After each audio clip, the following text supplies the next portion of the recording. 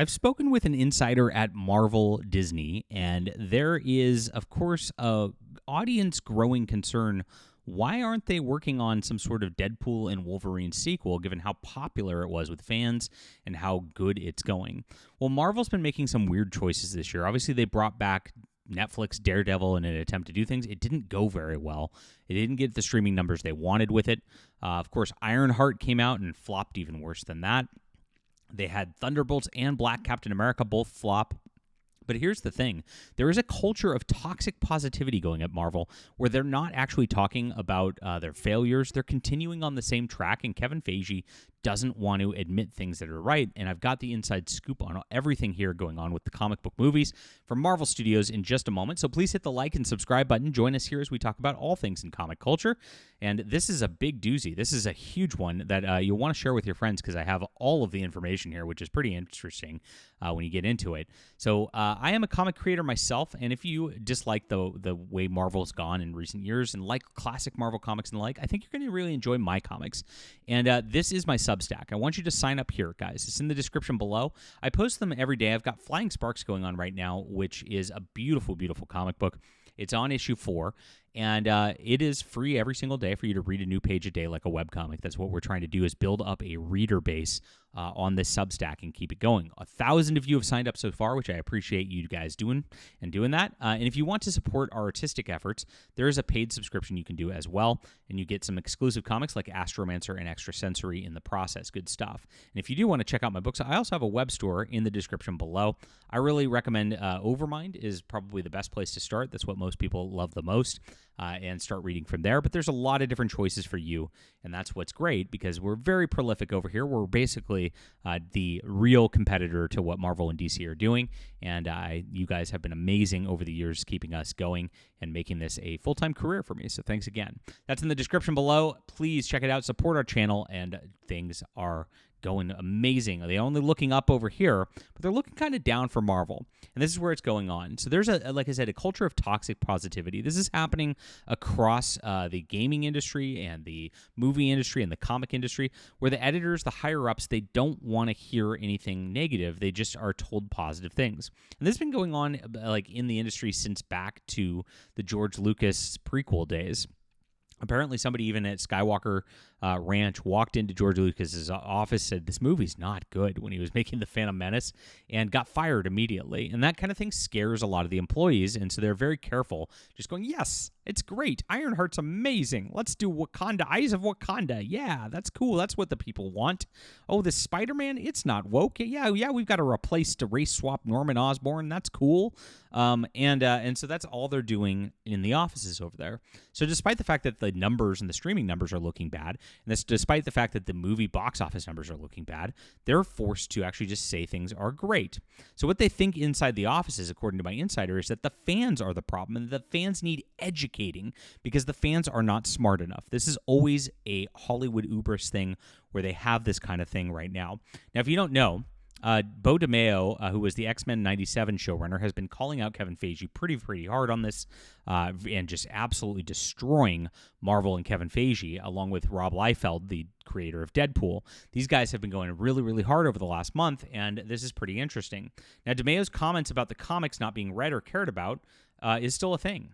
They add characters by attributes like Black, lesbian, disabled, rather than actually the story. This is still happening at Disney, even in 2025, even within the projects that are going on right now, even though people are going out there going, woke is dead. That's not the case out there. So everything's a huge mess inside Marvel, and Doomsday, the budget is going to be impossible to make a profit from unless they break $1 billion on this because of so many cameos and so many high-paid actors that are going to be in it. It's basically Cameo the movie, member buries the movie. Many believe there's no way that there's a movie that's going to be able to break $1 billion at this point, and that's crazy. Now, Feige is still one of the most successful at the company. He's not going anywhere right now. Even if they reboot Marvel, you can never expect the same quality as before, back when the Avengers was a real thing. Nothing's going to change Daredevil. As flawed as it was, they only got reshoots due to cast fighting constantly with creatives in there, which is actually happening in there. If not for Vince, who's the Kingpin, Charlie Cox, and John Bernthal, those reshoots would have happened, resulting in Born Again bombing as well. Now, creative even for the comics, Kevin Feige is under Kevin Feige now. So Kevin Feige is actually directing that at the top levels. So we're going to have that kind of soulless, lifeless stuff going on there. Now, no one reads comics at all. Since Perlmutter was kicked out of the group, the comics are not a thing. And you've seen the memes and you've seen videos where all the writers on She-Hulk and the like were like, we don't read the comics. We never read the comics, right? They believe comic writers are inferior to Hollywood writers at the studios. They actually look down upon them, and that they can write their own stuff at Marvel's. This is really crazy, as it's all comic book adaptations, but they hate the medium. Like I said, they think the audience is stupid. They think the writers of comics are stupid. This is a hubris outfit, a egomaniacal outfit that thinks they're the creatives, even though they're just taking existing IPs and transplanting them. They want to leave their own spin on things and change things because they think they know better about what makes for, quote, better movies. And so this actually does tie into Deadpool and Wolverine, which I'm getting to. This is a big setup for all this because Kevin Feige actually hated Deadpool and Wolverine, according to my inside sources. And he was told he actually did not want it to be a success that it was, and was surprised that it was a success that it was. You can even see the critics are very similar on this level. You got a 78% critic score, which is positive, but it's not like glowing. But look at the 94% user popcorn rating. They loved it. The people loved this film because it was just a lot of fun. And they don't want superhero films to be a lot of fun. They want superhero films to have the message. This is what it's coming down to at Disney Marvel. And this is what they've done for years, guys. It's all about the message, the message, the message over and over again. Like these are supposed to be some sort of introspective philosophy films of their left-wing politics all the time.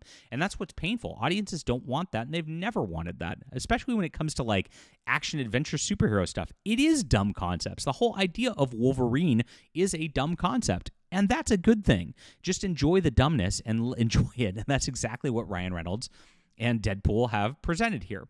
So a lot of people, like I said at the beginning of this video, were asking, where's a Deadpool Wolverine sequel? This is coming up with audience is that they interview more and more often. Why wasn't this rushed forward after it was one of the best performing Marvel movies in years? Like this is one that actually transcended. It broke the culture. The answer is because Kevin Feige hates it. He doesn't want it to move forward. He thinks this is beneath them. He wants to move forward with his other weird pet projects all the time. So Kevin Feige is holding back the MCU and holding back Marvel Studios from actually making a profit and doing what fans want in this. Now, there's more on this as well. Word around Marvel is Feige is concerned that Deadpool would be stealing the thunder from anybody else, which would give Ryan Reynolds more power to do what he wants with the Deadpool movies in light of the Baldoni-Reynolds lawsuit, which is another story you can get into and research that yourself. But they don't want Ryan Reynolds to have more control. Again, Ryan Reynolds is one who's funny, he's entertaining, he knows what makes good movies, and guess what? They don't like him. Very, very odd how this always goes. It's all about ego and all of this stuff. Even releasing the Deadpool clip years ago is further evidence that Ryan Reynolds is willing to do anything for a project he loves. Remember when he was making those clips himself and putting them out there?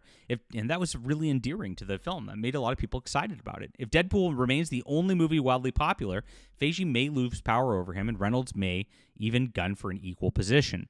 If Deadpool is all people talk about post-Avengers Doomsday, that would be devastating for Kevin Feige. It'd be a big egg on his face at this point. So very interesting on this at this level. This is a big, big deal. And this is what's holding back Marvel. It is Kevin Feige's fault. He is incompetent. He's causing problems for the creatives, and he's causing problems for the fans. And the reason is he disrespects comic creators. He disrespects fans. He does not believe you are worth pursuing and that you guys are not the audience that they want. They still are striving for this, enlightened Marvel audience that's going to love Ironheart. It's never going to happen. All right, leave a comment down below with what you think about this. Please hit the like and subscribe button. Sign up for my comic Substack. If you like my thoughts on storytelling and the like, you will probably enjoy this. It's really good. It's in the description below. You can read for absolutely free, and I do appreciate everybody who signs up and supports us. It means the world to me, and we're building this beautiful webcomic empire, and of course, we've got physical books as well. This is the new Marvel. This is where it's at. This is where the energy is. This is where the excitement is, where we are allowed to have unbridled creativity without corporate looking over our shoulders. One day I hope to be able to do movies and the like, but this is where we're starting for now. We have books, we have comics. Thanks for being here, guys. We'll be back soon.